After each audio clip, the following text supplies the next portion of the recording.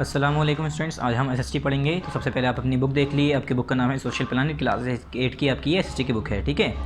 Class 8 की आपकी SST की बुक है। चैप्टर स्टार्ट करने से पहले इसका कंटेंट ओपन कर लिए, आपको हम इसका एनुअल का सिलेबस बता देते हैं। तो जैसे कि हमने इसका सिलेबस ऑलरेडी मार्क करा रखा है, बस एक बार रिवाइज़ करा देते हैं। हिस्ट्री में आपको हमने बताए थे 2 चैप्टर, कौन कौन से? चैप्टर 8 और चैप्टर 10 दोनों ही हमारा कंप्लीट हो चुका है। चैप्टर 8 हुआ था हमारा 11, 12 और 13 3 पार्ट में। चैप्टर 10 हुआ था हमारा 14 और 15 2 पार्ट में। फिर आते हैं ज्योग्राफी पे। ज्योग्राफी में भी हमारे 2 चैप्टर थे, चैप्टर 5 और 6। चैप्टर 5 हमने करा था कंप्लीट पार्ट 9 और 10 में, और चैप्टर 6 हमने किया था पार्ट 11 में। यानी हिस्ट्री और ज्योग्राफी तो हमारी कंप्लीट है। फिर आ जाते हैं सिविक्स में। सिविक्स में भी हमने 2 चैप्टर लगाए थे, चैप्टर 7 और चैप्टर 9। चैप्टर 7 जो है ये हमने पार्ट 9 में किया था। चैप्टर 9 जो है हमारा बाकी रह गया था पार्ट नंबर 10 में, ठीक है। तो आज हम करने जा रहे हैं chapter number 9, economic presence of the government, ठीक है। पार्ट नंबर 10 में स्टार्ट करेंगे। पेज नंबर 200 है, पेज नंबर 200। तो पेज नंबर आप 200 ओपन कर लिए, बिल्कुल लास्ट में हमारा है पेज नंबर 200, ठीक है। पेज नंबर 200 देखिए हमने यहाँ पर ओपन कर रखा है, ये हमारा पेज नंबर 200। चैप्टर कौन सा है? चैप्टर नंबर 9, पार्ट हमने यहाँ पर लिख दिया है पार्ट नंबर 10। डेट किस दिन की लिखेंगे यहाँ पर आप? जिस दिन ये वीडियो यूट्यूब पर अपलोड होगी, जिस दिन पार्ट 10 यूट्यूब पर आएगा उस दिन की यहाँ पर आप तारीख लिख दिएगा। चैप्टर का नाम है economic presence of the government, government का इकोनॉमिक प्रेजेंस होना, मौजूद होना। लेट्स रीड, इस चैप्टर में है क्या क्या ये देखते हैं। छोटा सा चैप्टर है, ज़्यादा बड़ा नहीं है। The government of a country is responsible for the progress of that country. ये कह रहे हैं जो गवर्नमेंट होती है किसी भी कंट्री की, किसी भी मुल्क की जो गवर्नमेंट है वो उस मुल्क के कंट्री के प्रोग्रेस के लिए बहुत ज़्यादा जिम्मेदार होती है। Agriculture, industry, communication, health, education and family welfare are the key sector of the economy. अगर मैं एग्रीकल्चर लूँ, इंडस्ट्री लूँ, कम्युनिकेशन लूँ, हेल्थ लूँ, एजुकेशन लूँ, फैमिली वेलफेयर लूँ, ये सारे क्या हैं? की सेक्टर्स हैं हमारे इकोनॉमी के। क्या हैं? हमारे इकोनॉमी के ये सारे की सेक्टर्स हैं। Good governance is responsible for the progress of the country. और किसी भी कंट्री की अगर प्रोग्रेस करनी है, बढ़ोतरी करनी है, कंट्री को अगर प्रोग्रेस की तरफ ले जाना है, कामयाबी की तरफ ले जाना है, तो आपको एक अच्छा गवर्नमेंट चाहिए, एक अच्छी गवर्नेंस चाहिए। और गवर्नेंस कौन देगा? गवर्नमेंट देगी। यानी गवर्नमेंट को मेन काम है गवर्नमेंट का। गवर्नमेंट अगर अच्छी गवर्नेंस दे पाती है, आपको अच्छी गाइडेंस दे पाती है, तो आपकी कंट्री क्या होगी? प्रोग्रेस की तरफ जाएगी। The farmer of the constitution were responsible for planning the key sector of the economy. और जो फार्मर होते हैं कॉन्स्टिट्यूशन के, फ्रेमर, यानी कॉन्स्टिट्यूशन को फ्रेम करने वाले, बनाने वाले, वो क्या होते हैं? जिम्मेदार होते हैं किसके? इकोनॉमी के जो जितने भी की सेक्टर्स हैं उसको प्लान करने में। The planning commission plays an important role in the development of a country. और जो प्लानिंग कमीशन होते हैं वो क्या करते हैं? एक इंपॉर्टेंट रोल प्ले करते हैं किसमें? कंट्री के डेवलपमेंट के लिए। और सबसे पहले प्लानिंग कमीशन कौन थे? प्लानिंग कमीशन के जो प्रेसिडेंट थे, ठीक है, प्राइम मिनिस्टर, वो कौन थे? वो थे prime minister Pandit Jawaharlal Nehru. The planning commission was setup on 15 मार्च 1950। सबसे पहले जो प्लानिंग कमीशन सेटअप की गई थी इंडिया के अंदर आज़ादी के बाद, वो 15 मार्च 1950 में की गई थी। प्राइम मिनिस्टर एज इट्स को एक्स ऑफिशियो चेयरमैन, यानी प्राइम मिनिस्टर के साथ और ऑफिशियल चेयरमैन के साथ, यानी एक ऑफिशियल चेयरमैन भी था। प्राइम मिनिस्टर कौन थे? Jawaharlal Nehru. The main function of the planning Commission were, हम यहाँ पर मेन फंक्शन बताने हैं प्लानिंग कमीशन के। पहला है to measure the resources of the country के कितने रिसोर्सेज हैं उसे मेजर करना। Second, to formulate plan for effective utilisation of the country's resource.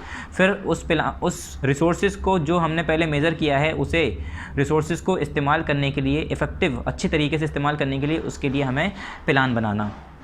तीसरा काम ये होता है to identify the key objective of our economic policy. हमारे इकोनॉमिक पॉलिसी की जितने भी हमारी इकोनॉमिक पॉलिसी हैं उसके की ऑब्जेक्टिव को आइडेंटिफाई करना।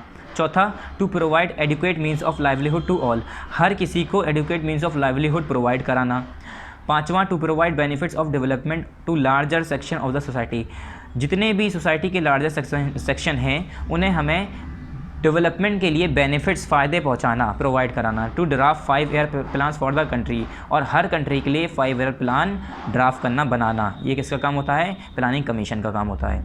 फिर आ गया significance of 5 year plan. 5 year plan की ज़रूरत क्यों है? क्या ज़रूरत है? उसकी सिग्निफिकेंस क्या है? It helps the government to deal with problems related to inflation, poverty and unemployment. ये कह रहे हैं ये जो है 5 ईयर प्लान की मदद से क्या करती है गवर्नमेंट को? ये हेल्प करता है 5 year plan to deal with मतलब डील करने में किससे? कुछ प्रॉब्लम है जैसे कि इन्फ्लेशन, पॉवर्टी और अनएम्प्लॉयमेंट। इस तरह की प्रॉब्लम से डील करने के लिए, उन्हें सुलझाने के लिए प्लानिंग कमीशन क्या करती है? 5 ईयर प्लान बनाती है। to help in the improvement in an infrastructure, power generation, agriculture, industry and power generation. ये पावर जनरेशन दोबारा आ गया है। और किस तरह के इम्प्रूवमेंट में हेल्प करता है हमारा ये 5 ईयर प्लान? ये किस तरह के इम्प्रूवमेंट में हेल्प करता है? हमारे इंफ्रास्ट्रक्चर को इम्प्रूव करने में, हमारा पावर जनरेशन को इम्प्रूव करने में, हमारे एग्रीकल्चर को इम्प्रूव करने में, हमारी इंडस्ट्रीज़ को इम्प्रूव करने में। To provide for better distribution of public resources for objective of socio economic development. हमारे सोशियो इकोनॉमिक डेवलपमेंट के लिए सभी को अच्छे तरीके से बेटर डिस्ट्रीब्यूशन प्रोवाइड करना, किसका? पब्लिक रिसोर्सेज का, पब्लिक रिसोर्सेज का बेटर डिस्ट्रीब्यूशन प्रोवाइड करना। फिर आ गया NITE ये क्या है? आयोग, नीति आयोग। नीति आयोग ये क्या है? On January 1st, 2014, the Indian government, headed by the Prime Minister Mr. Narendra Modi, Prime Minister Mr. Narendra Modi, has set up Niti Aayog, National Institute for Transforming India, in place of Planning Commission। 1 जनवरी 2014 को क्या हुआ? जो Indian government थी, कौन थे वो? Prime minister कौन थे तब? मिस्टर नरेंद्र मोदी। नरेंद्र मोदी जो हैं वो उस टाइम प्राइम मिनिस्टर थे। Has set up Niti Aayog, इन्होंने एक नीति आयोग सेटअप किया, national institute for transforming India, in place of planning commission. मतलब प्लानिंग कमीशन हटा के नीति आयोग लिया है। The prime minister will head the new institution task with the role of formulating policies and the direction of the government. अब इसमें क्या था? Prime minister को अलग अलग टास्क पूरे करने होते थे, ठीक है। उसमें क्या होता था? With the role of formulating policies, मतलब फॉर्मुलेटिंग पॉलिसी मतलब पॉलिसीज़ को फॉर्मुलेट करना, and direction for the government, और गवर्नमेंट के लिए डायरेक्शन प्रोवाइड करना। Its governing council will comprise state chief minister, और इसके जो गवर्निंग काउंसिल थे उसमें कौन कौन थे? स्टेट चीफ मिनिस्टर थे, ठीक है। LT governors of union territories, जो हमारे यूनियन टेरिटरीज़ के गवर्नर्स थे वो थे। कौन थे वो? Asian Development Bank's former chief economist Arvind Panagariya is the first vice chairperson of NITI Aayog. ये पहले वाइस चेयरपर्सन थे नीति आयोग के। कौन? अरविंद पनागरिया। कौन थे ये? एशियन डेवलपमेंट बैंक के फॉर्मर चीफ इकोनॉमिस्ट थे ये, ठीक है। द आयोग, यही आयोग, द आयोग will recommend a national agenda. इसमें क्या करते थे? ये नेशनल एजेंडा रिकमेंड करते थे, including strategic and technical advices on elements of policy and economic matters. Economic matters या एलिमेंट्स ऑफ पॉलिसीज़ के ऊपर क्या करते थे? स्ट्रेटेजिक और टेक्निकल एडवाइसेस प्रोवाइड करना। It will also develop mechanism for village level plans, और ये जो है विलेज लेवल प्लान्स के लिए भी मैकेनिज्म डेवलप करते थे, करना होता था। मतलब ये सारा काम बता रहे हैं क्या क्या काम किया गया इसके अंदर। And aggregate this progressively at high level of government, और इसे जो है एग्रीगेट कर दिया गया, बहुत ज़्यादा progressively higher level of government पे पहुंचा दिया गया। आया फिर एग्रीकल्चर। एग्रीकल्चर तो आप जानते ही हैं, खेती बाड़ी। Agriculture is the backbone of our country. हमें पता है हमारे कंट्री की बैकबोन क्या है? Agriculture. It is the largest economic sector. सबसे ज़्यादा इकोनॉमिक सेक्टर कौन सा है? सबसे बड़ा एग्रीकल्चर। ज़्यादातर 60-70% लोग जो हैं हिंदुस्तान के एग्रीकल्चर में लगे हुए हैं, एग्रीकल्चर करते हैं। Indian agriculture suffer during the British period, और जो इंडियन एग्रीकल्चर था उसे परेशानी कब हुई थी? ब्रिटिश पीरियड में। The 5 year plan brought several measures to develop this sector, और जो 5 ईयर प्लान बनाया गया था, कब बनाया गया था? 15 मार्च को 1950 में। उस प्लान में भी इसको लिया गया था कि एग्रीकल्चर सेक्टर को हमें सही करना है, सुधारना है, ठीक है, क्योंकि खाने पीने को भी कुछ नहीं बचा था, तो इसे देखना पड़ा। जवाहरलाल नेहरू ने जब यहाँ पर प्लानिंग कमीशन बैठाई यहाँ पर, तो जवाहरलाल नेहरू जब थे तो इसमें जो है एग्रीकल्चर सेक्टर को भी इंपॉर्टेंस दी। लैंड रिफॉर्म्स वर इंट्रोड्यूस, इसमें क्या है? लैंड रिफॉर्म्स इंट्रोड्यूस करा गया। Land from rich zamindars were taken and redistributed to the landless farmer, जितने भी अमीर ज़मींदार थे उनसे ज़मीनें ली गई और उसे फिर अगेन दोबारा जो है लैंडलेस फार्मर को बांट दी गई, जिसके पास ज़मीनें नहीं थी। अगला, cooperative banks were started to given the farmers credit at acceptable rates and safeguarding them from the money lenders, और कोऑपरेटिव बैंक्स खोले गए किस लिए? कि फार्मर को लोन दे दिया जा सके, ताकि वो अगर दूसरे से लोन लेते थे, जैसे कि मनी लेंडर होते थे, उनसे लोन लेते थे, तो वो लोग क्या करते थे? उन्हें जो है फंसा लिया करते थे, जाल में अपने बुन लिया करते थे किसी तरह, कि वो उस जाल से बाहर ना निकलें और वो हमेशा उनका लोन चुका ही नहीं पाते थे। फिर लोग क्या करते थे? मर जाया करते थे, सुसाइड कर लिया करते थे। Irrigation project were introduce which gave farmer a solution instead of depending on monsoon, और इरीगेशन प्रोजेक्ट स्टार्ट किया गया जिससे जो है फार्मर को बहुत ज़्यादा सोल्यूशन मिला, हल मिला। किस चीज़ का? कि वो मानसून का इंतज़ार करने से पहले ही अपने खेतों में पानी लगा पाते थे। कैसे? ट्यूबवेल लगा के, समरसेबल लगा के, या दूसरे तरीके इस्तेमाल करके। हाई यील्डिंग सीड्स यानी HYV सीड्स कहते हैं हाई यील्डिंग सीड्स। इसमें क्या होता है? ये अच्छी क्वालिटी की सीड्स होती हैं। फर्टिलाइज़र इस्तेमाल करना, पेस्टिसाइड इस्तेमाल करना, ये सारी चीज़ें फार्मर को दिए गए, ठीक है, कम रेट पर। कि फार्मर इसे ख़रीद ले।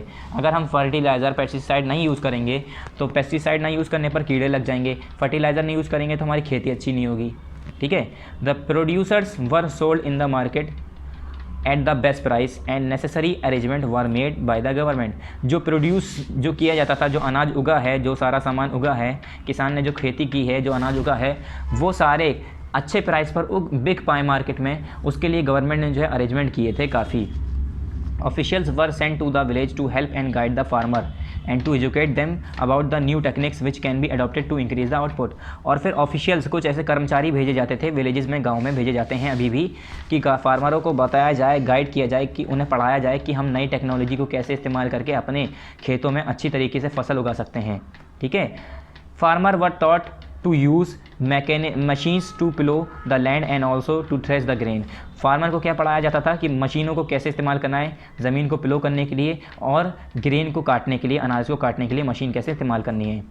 Next, credit facilities were given to the farmer को क्रेडिट फैसिलिटीज़ भी दी जा रही थी for buying the new machine and equipment, जिससे वो नई मशीन्स और औजार सामान क्या कर सकें, ख़रीद सकें। Due to the support of government India was able to bring the green revolution. और यही जो है गवर्नमेंट के सपोर्ट की वजह से इंडिया के अंदर एक ग्रीन रिवोल्यूशन आ पाया। And agriculture production went up and touch 108 million tons in 1972-71। और एग्रीकल्चर प्रोडक्शन बढ़ गया और 108 मिलियन टन तक उसकी प्रोडक्शन हुई। कब? 1971 से लेकर 70 से लेकर 1971 इतना बढ़ गया, मतलब एक साल में इतनी तरक्की हो गई। इन spite of this the average yield of crop is less than the other nation. अगर इसकी बात भी करें हैं बात, तो दूसरे नेशन के मुकाबले अभी भी ये कम था। However we can proudly state that we are self sufficient in food. और हम ये भी कह सकते हैं, क्या या हम ये कह सकते हैं, प्राउडली हम कह सकते हैं कि हम सेल्फ सफिशिएंट हैं फूड के मामले में। हमें किसी से ख़रीदने की ज़रूरत नहीं पड़ती कि हम अमेरिका से मंगा रहे हैं, पाकिस्तान से मंगा रहे हैं, चाइना से मंगा रहे हैं। नहीं, सारी चीज़ें हमारे हिंदुस्तान में अवेलेबल हैं। Scheme and programmes were brought by the government in the rural sector. अलग अलग सेक्टर्स में, रूरल सेक्टर में क्या हुआ, अलग अलग स्कीम्स और प्रोग्राम निकाले गए, ठीक है। क्योंकि गांव में जो है अनाज खाने के भी नहीं होता, गरीब लोग होते हैं, काम करने को नहीं होता, तो अलग अलग प्रोग्राम निकाले गए। पहला है national food for work programme, ये एक स्कीम है। दूसरा है कम्युनिटी डेवलपमेंट प्रोग्राम। तीसरा है national rural employment guarantee scheme etcetera. Were brought out to provide employment for rural people. ये सारे जो प्रोग्राम निकाले गए थे, किस लिए निकाले गए थे कि रूरल पीपल, गाँव के लोग जो हैं उन्हें काम मिल जाए।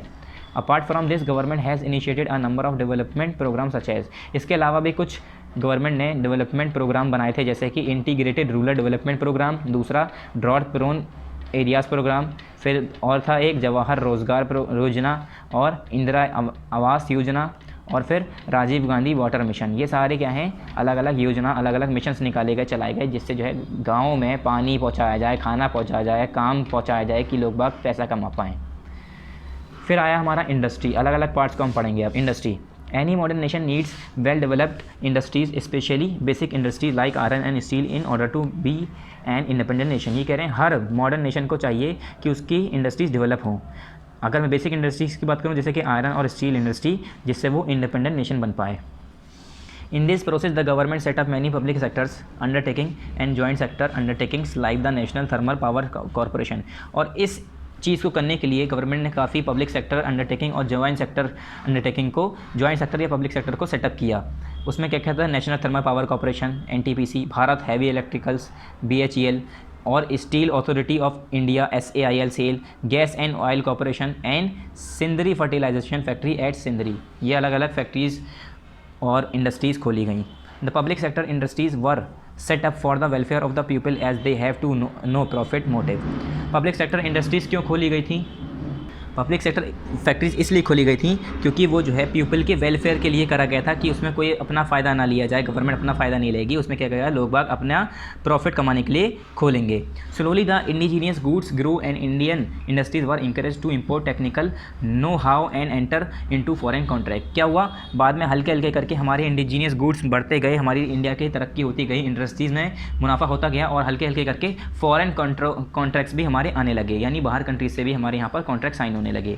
A new government industries policy was announced in 1991। एक नई गवर्नमेंट इंडस्ट्रियल पॉलिसी अनाउंस की गई 1991 में। With many economic reforms this brought competition led to an expansion in the production of consumer goods. काफ़ी इकोनॉमिक रिफॉर्म्स के साथ इसमें क्या हुआ, एक कंपटीशन लेके आया, किसमें, expansion in the production of consumer goods के प्रोडक्शन में एक्सपेंशन करना, बढ़ोतरी करना, फैलावा। It is found that 1/3 of the people in the industry sector are employed in household industries। ये देखा गया कि 1/3 हिस्सा अगर मैं करूँ इंडस्ट्रीज़ में जो लोग काम कर रहे हैं वो ज़्यादातर किस में काम कर रहे थे, हाउस होल्ड इंडस्ट्रीज़ में, यानी जो घरों में ही अपने काम होता है। The road and rail links built by the British were poorly linked with the rest of the country. और जो रोड और रेल्स जो बनाई गई थी ब्रिटिश के ज़रिए वो बहुत ज़्यादा ख़राब तरीके से बनाई गई थी। Hence, after independence, the transport department was given a lot of importance। उसके बाद ट्रांसपोर्ट डिपार्टमेंट जब आज़ादी हो गई हमारी तो उसने भी काफ़ी इंपॉर्टेंस हमें दी है, काफ़ी उसकी भी वैल्यू है। कैसे? क्योंकि उसने क्या किया है, काफ़ी बड़े बड़े रेलवेज़ हमारे लिए बनाए हैं। ठीक है। As a result an ultra modern and blend of traditional system was develop. Result क्या आया कि एक अल्ट्रा मॉडर्न और ब्लेंड ऑफ ट्रेडिशनल सिस्टम हमारा डेवलप हुआ। That is we have bullock carts and rickshaw along with jet flights. क्या कि हमारे पास एक बैलगाड़ी रिक्शे के साथ साथ हमारे पास अब जेट फ्लाइट्स भी हैं, एरोप्लेन भी हैं, हवाई जहाज़ भी हैं। Roadways, the Indian road link is the largest network system. जो इंडियन रोड लिंक है वो क्या है, सबसे बड़ा लार्जेस्ट नेटवर्क सिस्टम है पूरे वर्ल्ड में। And it's is second in the USA, और यूएसए के मुकाबले सेकंड। वी हैव नेशनल, मतलब यूएसए के अंदर सेकंड है, पहला सबसे बड़ा इंडिया के अंदर है। We have national highways, district roads, state highways, other connecting roads. हमारे पास क्या क्या हैं, हमारे यहाँ पर इंडिया में नेशनल हाईवेज़ हैं, स्टेट हाईवेज़ हैं, डिस्ट्रिक्ट रोड्स हैं और छोटी छोटी स्मॉल अदर कनेक्टिंग रोड्स हैं। ठीक है। फिर नेक्स्ट पर यहाँ पर देखिए NHAI national highway authority of India. क्या? NHAI national highway authority of India. तो चलिए इसमें भी देखते हैं। National highway authority of India was brought up with the desires to link all corner of the India. National highway authority of India कब आया? जब इंसान ने सोचा कि हमें जो है इंडिया के, हिंदुस्तान के सारे कॉर्नर को आपस में जोड़ देना है, यानी हिंदुस्तान के हर जगह से रास्ते बनाने हैं।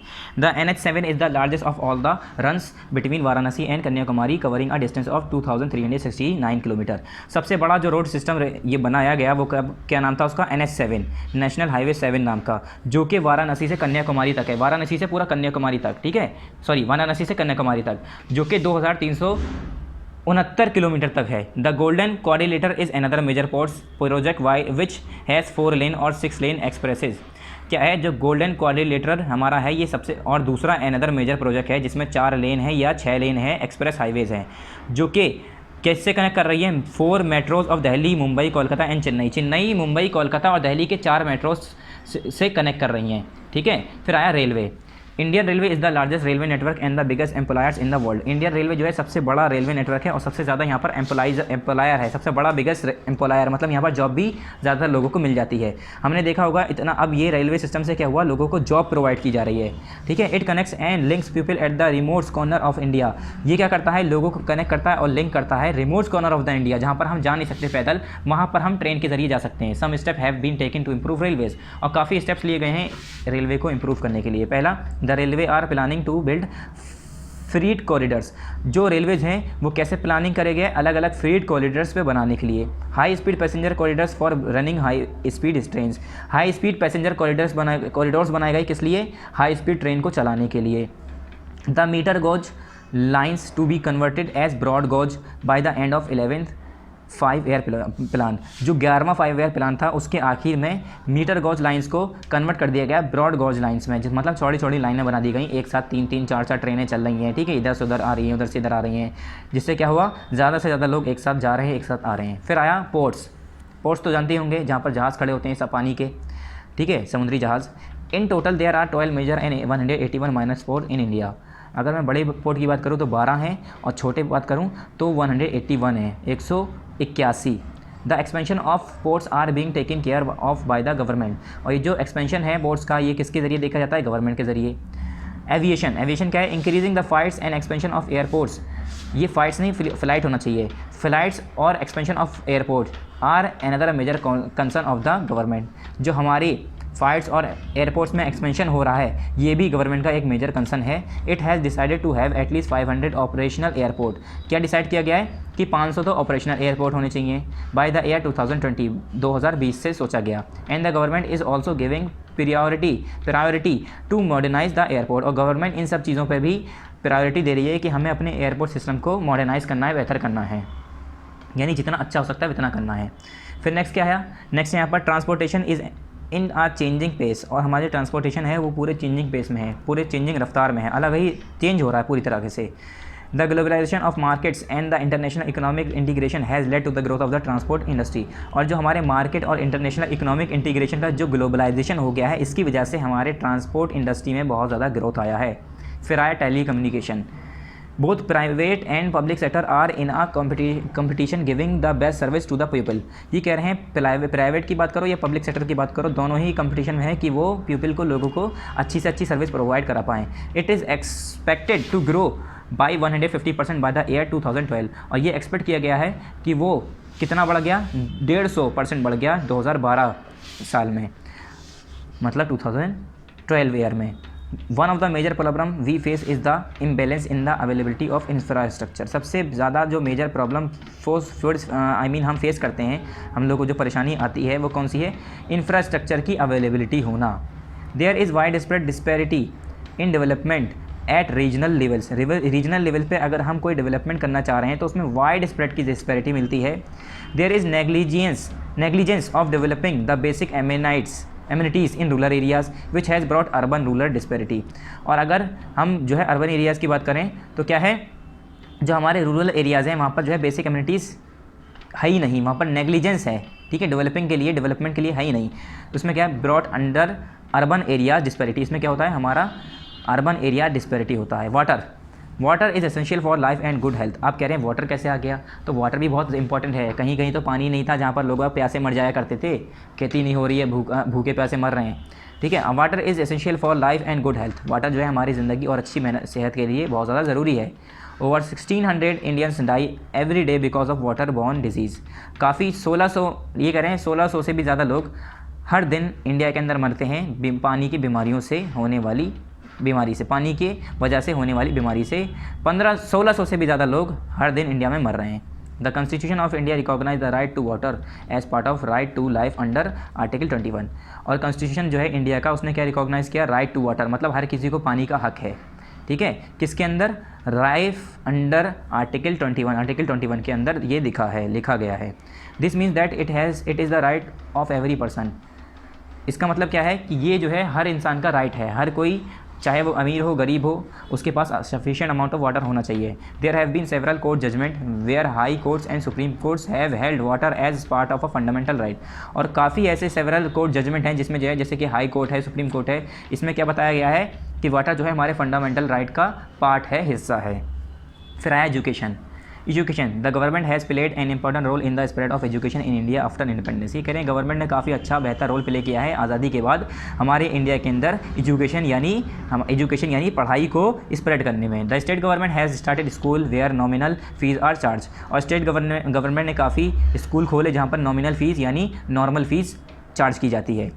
Schemes are also started to encourage parents to send their children to school. और अलग अलग स्कीम खोली जाती हैं जिससे पेरेंट्स जो हैं क्या हों, अट्रैक्ट हों और पेरेंट्स को इंकरेज किया जाए और स्कूल भेजें वो अपने बच्चों को। In poor families the child is sent to a job rather than to the school. गरीब फैमिली में क्या होता है, बच्चों को जॉब करने भेज दिया जाता है, ना कि स्कूल भेजते हैं। Hence the task to spread education is more with the government. तो ये ज़्यादा टास्क, सबसे बड़ा टास्क था गवर्नमेंट के साथ कि वो एजुकेशन को स्प्रेड करे। अब क्योंकि गरीब बच्चे हैं तो उनके माँ बाप भेज नहीं चाहते, वो चाहते हैं कि कैसे भी करके घर में पैसा आ जाए थोड़ा बहुत, तो वो बच्चों को भी भेज देते हैं जॉब करने। और स्कूल भेजेंगे तो उसका अलग खर्चा आएगा, तो उसका खर्चा कहाँ से लाएंगे। It is found that children between 6 to 14 years of age don't go to school for various reason. ये देखा गया कि 6 से 14 साल के बच्चे जो हैं ज़्यादातर जो है स्कूल नहीं जा रहे हैं अलग अलग रीज़न की वजह से। 1/3 of the children are drop out before reaching class 8। और आधे से ज़्यादा बच्चे क्या होते हैं, 8वीं क्लास पे पहुँचते पहुँचते उन्हें ड्रॉप आउट कर दिया जाता है, निकाल दिया जाता है स्कूलों से, घर पे बैठा लेते हैं पेरेंट्स। और 35 million children age 6 to 14 years do not go to school. और 35 मिलियन बच्चे जो हैं जो कि 6 से 14 साल के होते हैं वो स्कूल ही नहीं गए कभी। Many girls between age group 5 to 19 are illiterate. 5 से 19 साल की जो लड़कियां होती हैं वो ज़्यादातर जो है पढ़ी लिखी नहीं होती। Only 50% primary school and 20% secondary school are found in the country. Country में 50% प्राइमरी स्कूल हैं, 20% सेकेंडरी स्कूल हैं। Less number of teachers are found in the school, school में टीचर कम है। The government has brought lot of schemes to counter this situation. अब इन सारी परेशानियों को दूर करने के लिए गवर्नमेंट ने कई स्कीम्स निकाली। पहला यहाँ पर है 19.9% is the plan expenditure for the future of education. 19.9% जो है हमारा प्लान एक्सपेंडिचर जो है लगाया जाएगा फ्यूचर एजुकेशन के लिए। अंडर सर्व शिक्षा, क्या सर्व शिक्षा अभियान, उसमें क्या था, 10,000 यानी 13,100 crore is provided to improve quality of education. इतने रुपए प्रोवाइड किए गए कि एजुकेशन को अच्छा करा जा सके। The mid day meal scheme is introduce under the Jawahar Navodaya scheme. Jawahar Navodaya scheme के अंडर में मिड डे मील प्रोवाइड की गई। उसमें क्या होता है, बच्चों को स्कूल में ही खाना दिया जाता है, कपड़े दिए जाते हैं, स्कूल की किताबें दी जाती हैं, जूते दिए जाते हैं पहनने के लिए स्कूल के, ठीक है, और फ्री, ज़्यादातर फ्री होता है, ठीक है। 130 crore is provided to establish Navodaya Vidyalaya in 20 district. 20 district में नवोदय विद्यालय इस्टेब्लिश करने के लिए 130 करोड़ दिए गए। Funds are provided to establish vidyalaya in backward areas, और बैकवर्ड एरियाज़ में विद्यालय खोलने के लिए, स्कूल खोलने के लिए फंड दिए गए, यानी चैरिटी दिया गया, चंदा दिया गया। Health, the mortality rate has decline but the rural health care can not be neglected. ये कह रहे हैं मोर्टेलिटी रेट तो डिक्लाइन हो रही है मगर जो रूरल हेल्थ केयर है उसे हम नेगलेक्ट नहीं कर सकते, ठीक है। द 11 5 ईयर प्लान, यहाँ पर प्लान है PLAN, जो हमारा 11वां 5 ईयर प्लान था, has allocated funds for polio eradication, rural health scheme and improve medical facilities. उसमें क्या था, पोलियो एरेडिकेशंस के लिए फंड्स लगाया गया, रूरल हेल्थ स्कीम चलाई गई, ठीक है, मेडिकल फैसिलिटीज़ इंप्रूव की गई, क्योंकि आपको पता होगा पहले ज़माने में पोलियो बहुत होता था, उसके लिए पोलियो ड्रॉप भी दी जाती थी, अभी भी पोलियो की ड्रॉप दी जाती है, ठीक है। तो अब तो खैर बेहतर है, पहले से पहले बहुत ज़्यादा ये बीमारी होती थी। सोशल चैलेंजेस, सोशल चैलेंजेस क्या हुए, in spite of all these efforts of the government to have balance economy. ये कह रहे हैं इन सारे एफर्ट्स के बाद कि बैलेंस इकनॉमी बनाई जाए, गवर्नमेंट्स को क्या है, there are a lot of challenges that the government is facing. Some of these are, ये सारे चैलेंजेस पूरे करने के लिए गवर्नमेंट को बहुत ज़्यादा परेशानियाँ झेलनी पड़ी, जैसे कि यहाँ पर है unequal economic growth, economic growth हुई तो वो अनइक्वल हुई। पॉवर्टी यानी गरीबी, ग्रोथ ऑफ पॉपुलेशन की ग्रोथ होने की वजह से और ज़्यादा परेशानी बढ़ी। स्लम्स एरिया को बढ़ने की वजह से गंदगी बढ़ रही है, स्लम्स एरिया बढ़ते हैं वहाँ पर क्लीनिंग अनहाइजेनिक कंडीशन होती है, जिससे बीमारियाँ होती हैं। अनएम्प्लॉयमेंट, ठीक है, मतलब जॉब नहीं है। टेररिज्म यानी अब भूख की वजह से लोग क्या करते हैं, चोरी चकारी, तो क्या हो रहा है, आतंक बढ़ रहा है। कम्युनलिज्म, ठीक है, ये सारी क्या हैं, कुछ परेशानियाँ थीं जो गवर्नमेंट को फेस करनी पड़ी। India can rank among the most developed Nations in the world. ये कह रहे हैं इंडिया जो है रैंक हो सकता है मोस्ट डेवलप्ड वर्ल्ड के अंदर, मोस्ट डेवलप्ड नेशंस के अंदर आ सकता है। Provided earnest efforts are made to overcome the above challenges and concentrate on developmental program. बस हमें करना क्या है, ये जो हमने सारे चैलेंजेस, ये सारी जो परेशानियाँ देखी हैं, इसके ऊपर हमें कंसंट्रेट करना है और डेवलपमेंटल प्रोग्राम्स जो है उसके ऊपर हमें काम करना है बस। फिर क्या होगा, हमारा इंडिया भी मोस्ट डेवलप्ड नेशंस में आ जाएगा, इंडिया के अंदर, आई मीन वर्ल्ड के अंदर। चलिए स्टूडेंट्स, यहाँ पर रीडिंग हो गई, आ जाइए इसकी एक्सरसाइज पर। पहला है चूज द करेक्ट ऑप्शंस। इसका फर्स्ट देखिए, सम की sector of the Indian economy is. कुछ की सेक्टर के नाम है यहाँ पर, जैसे एग्रीकल्चर, इंडस्ट्री, कम्युनिकेशन, तो ये तीनों ही हैं, ठीक है, ये क्या हो गया, ऑल ऑफ दीज। बी है, सेकेंड है the planning commission was instituted in the year. Planning commission कब इंस्टीट्यूट हुई थी, 1950 में। थर्ड, द NITI यानी NITI Aayog was institute in the year 2014। कब हुआ था, 2014 में। Who is the first chairperson of NITI आयोग। नीति आयोग का सबसे पहला फर्स्ट वाइस चेयरपर्सन कौन था, अरविंद पनागरिया। क्या, अरविंद पनागरिया। उसके बाद the factor which was set up by the government in Sindri, factory, ये कह रहे हैं कौन सी फैक्ट्री थी जो कि सिंदरी में गवर्नमेंट ने सेटअप की थी, वो कौन सी थी, फर्टिलाइज़र फैक्ट्री थी सिंदरी की। तो इन सब पे टिक करने के बाद आइए नेक्स्ट, ट्रू फॉल्स। पहला, there have been 6 5 year plan so far. ये कह रहे हैं क्या 6 5 ईयर प्लान्स थे सो फार। अगर हम बात करें तो हमने तो इसमें 11वें की बात की है, 11वें तक बात की है, तो ये क्या हो गया, फॉल्स। दूसरा, Indian rail and road network are among the largest in the world. ये कह रहे हैं इंडिया रेल और रोड नेटवर्क जो है वो सबसे बड़ा होता है, वर्ल्ड के अंदर लार्जेस्ट नेटवर्क में आता है, तो बिल्कुल ट्रू है ये। तीसरा, Indian railways is the biggest employer in the country. ये कह रहे हैं इंडियन रेलवे जो है वो बिगेस्ट एम्प्लॉयर है कंट्री के अंदर, तो ये क्या है, ट्रू है, मतलब बहुत ज़्यादा जॉब ये प्रोवाइड करता है। Fourth, in India only the public sector offers telecommunication services. ये कह रहे हैं इंडिया के अंदर क्या खाली पब्लिक सेक्टर ही टेलीकम्युनिकेशन सर्विसेज प्रोवाइड कर रहा है? नहीं, गवर्नमेंट और पब्लिक और प्राइवेट दोनों। ठीक है, तो ये हो गया false. Fifth, there is a fertilizer factory at Sindri. ये कह रहे हैं सिंदरी में क्या कोई फर्टिलाइजर फैक्ट्री है? यस। किसने खोली थी? गवर्नमेंट खोली थी। तो ये क्या है? ट्रू। पहला फॉल्स, दूसरा ट्रू, फिर फॉल्स, फिर ट्रू। ये करने के बाद आइए next, fill in the blanks. About 60% of the Indians are employed in agriculture. Growth in agriculture is called green revolution. National highway 7 runs between Varanasi and Kanyakumari. फिर क्या है? Government of India started economic reform in the year 1991। फिर fifth क्या है? Migration of people towards big cities is known as urbanisation.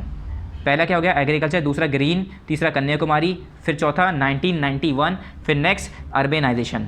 फिर है exercise D, answer this question in brief. ये दोनों हमें किस में करना होता है? इन कॉपी। ये हमें कॉपी में करना है, इन कॉपी। तो पहला आंसर देखते हैं इसका, एक्सरसाइज डी का। पहला क्या है देखिए question, examine the significance of 5 year plan. 5 year plan का सिग्निफिकेंस बताओ। पेज नंबर 200 पर है, पेज नंबर 200 पर answer number first, page number 200 खोलिए। ये रहा सिग्निफिकेंस ऑफ 5 ईयर प्लान, यहाँ से पूरा लेकर यहाँ से यहाँ तक। ये क्या है? Answer number first exercise D, answer number first exercise D. ठीक है, पेज नंबर 200।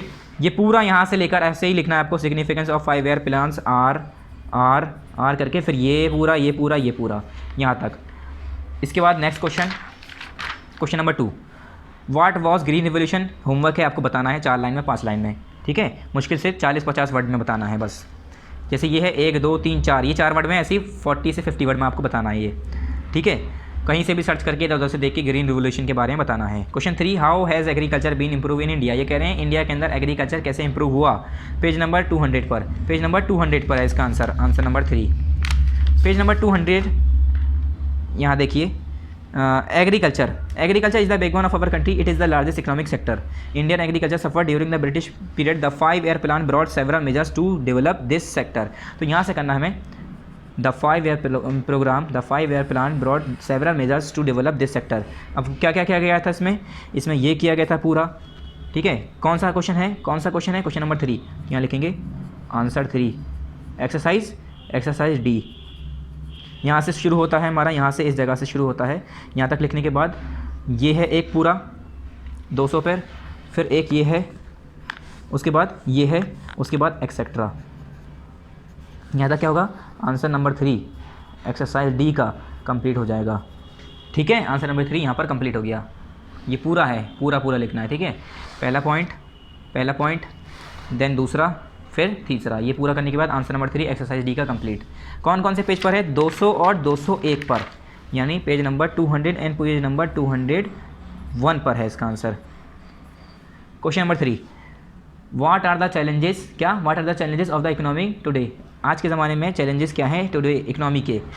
ठीक है, इकोनॉमी टुडे, पेज नंबर 203, इसके पीछे वाले पर क्वेश्चन नंबर 4 ये रहा। इन स्पाइट ऑफ ऑल दीज, यहाँ से देखिए, यहाँ से लेकर पूरा यहाँ तक, और ये चैलेंजेस हैं पूरा 7 तक। ये हो गया answer number 4 exercise D, answer number 4 exercise D, पूरा यहाँ से लेकर यहाँ तक। ठीक है, answer number 4 exercise D, answer number 4 exercise D. ठीक है, आंसर नंबर 4 एक्सरसाइज डी कौन सा है? ये रहा, पेज नंबर 203। यहाँ पर एक गलती है हमारी, हमने यहाँ पर 1 लिख रखा है, ये आप 4 कर दिए। ये 4 है बच्चों, 4 है ये पूरा, यहाँ से लेकर पहले यहाँ तक लिखेंगे, फिर आर के बाद यहाँ से लिखेंगे 1 2 3 4 5 6 7, खाली नाम लिखने हैं, ये कॉमा लगा कर 1 2 3 डालकर लिख देगा। फिर आंसर नंबर 4 उतार लिया आपने, देख लिया यहाँ से देखने के बाद next question number first exercise E, what were the main function of the planning Commission. Planning Commission का मेन फंक्शन क्या था? पेज नंबर 200, ये रहा।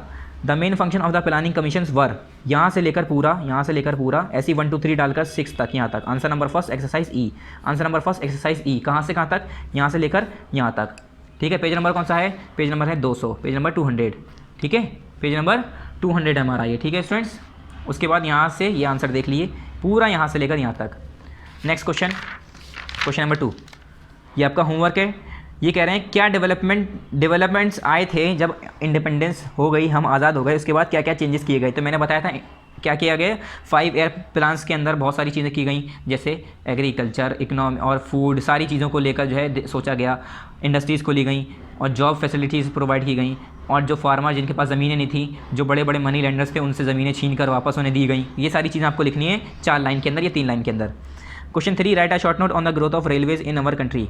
हमारी कंट्री के अंदर रेलवेज़ का कैसे ग्रोथ हुआ उसके ऊपर शॉर्ट नोट लिखना है। पेज नंबर 200, पेज नंबर 200 पर answer number 3, page number 200, page number 200। हमें क्या क्वेश्चन क्या है, फिर से एक बार देखते हैं।